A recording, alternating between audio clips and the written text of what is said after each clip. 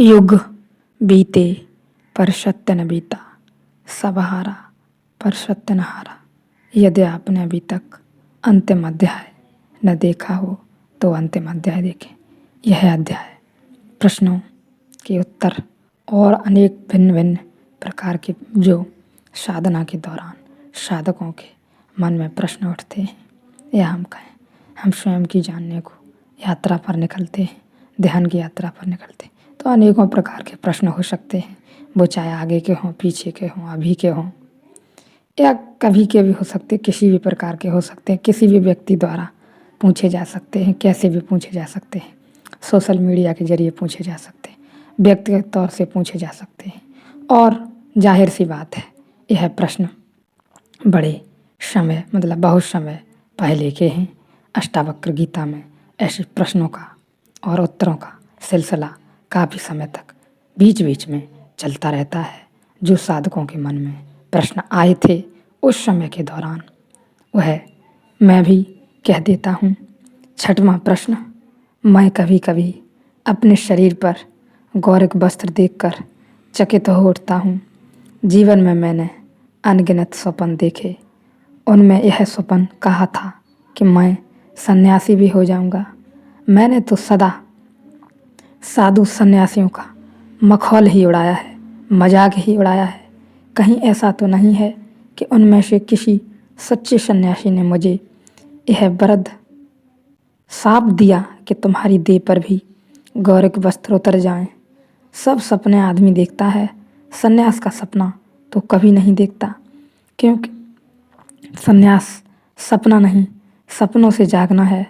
तुमने जो सपने देखे बहुत बेसपने ही। जब हार गए, थक गए और पराजित हो जाएं, जब उन सपनों में से तुम कुछ भी न निचोड़ पाए तो सन्यास फलित हुआ। सन्यास संसार की महत्वाकांक्षा की पराजय से फलित होता है।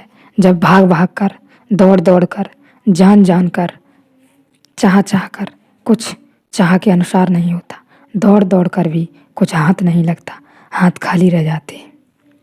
देख देख कर भी कुछ दिखने में नहीं आता, सुन सुन कर भी कुछ सुनाई नहीं देता, बोल बोल कर कुछ समझ में नहीं आता या कोई सुनता नहीं। तब ख्याल में आता है कि हम बेहद गलत रास्ते पर आ गए हैं। धन पाया तो व्यर्थ नहीं, पाया तो दुखदाई। पद पाया तो व्यर्थ नहीं, पाया तो दुखदाई। पद मिल जाए तो बड़ी परेशानी हो जाती है, पद मिल जाए तो व्यर्थ मालूम होता है, न मिले तो दुखदाई। धन मिल जाए तो व्यर्थ मालूम होता है, न मिले तो दुखदाई। प्रतिष्ठा मिल जाए, मिलते ही व्यर्थ मालूम होने लगती है। यह आपके अनुभव की बात होगी। जो भी आपके पास हो वह आप भूल ही जाते हैं, जो नहीं है उसे पाने में लग जाते हैं। लेकिन आपने देखा हुआ छोटी सी छोटी चीज़, किसी भी चीज़ का हम उदाहरण ले लें, वह आपको पास आते ही आपको व्यर्थ मालूम होने लगती है। न मिले तो आपके प्राण खाए जा रही है, आपकी की सारी ऊर्जा मन उसी चीज़ को पाने में लगा देता। लेकिन जब भी मिल जाए तभी व्यर्थ मालूम होती है। यह सच है, दुखदाई है। दौड़ दौड़ कर, कभी पाकर भी कभी न पाकर, हर हाल दुख पाया। मैत्रेय का प्रश्न है, मैत्रेय मुझे मिले तब वे पार्लियामेंट के सदस्य थे, MP थे, राजनीति में उनकी दौड़ थी। बने रहते वहाँ तो अभी कहीं न कहीं चीफ मिनिस्टर होते, बड़ी संभावना थी। जवाहरलाल के प्रिय पात्रों में से थे, तो मेरे चक्कर में न पड़ते तो या तो जेल में होते या चीफ मिनिस्टर होते, दो में से कुछ होते, क्योंकि जयप्रकाश के भी बड़े प्रिय पात्र थे। दोनों से बचा लिया मैंने उन्हें। लेकिन मैं समझ पाता हूँ उनका प्रश्न, उन्होंने कभी सपना भी नहीं देखा होगा। राजनीतिज्ञ कहीं सपना देखता है सन्यासी होने का। राजनीतिज्ञ और धर्म बड़े विपरीत आयाम हैं, उनसे ज़्यादा विपरीत और कुछ भी नहीं।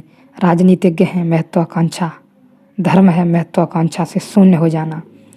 राजनीति है पद प्रतिष्ठा की दौड़, दूसरों पर काबू पाने की दौड़, और धर्म है अपने मालिक होने की आकांक्षा। ये बड़ी भिन्न बातें हैं, एक दूसरे के बिल्कुल विपरीत हैं। दूसरे के स्वामी होने की जो आकांक्षा है वह राजनीति, अपने स्वामी होने की जो आकांक्षा है वह धर्म है। इसलिए तो हम कहते हैं कि धर्म के मार्ग पर चलने के लिए केवल कुछ और होना आवश्यक हो या न हो, इससे हमें कोई फ़र्क नहीं पड़ता। लेकिन यदि वास्तव में हम धर्म को जानना चाहते हैं तो हमें धार्मिक हो जाना पड़ेगा।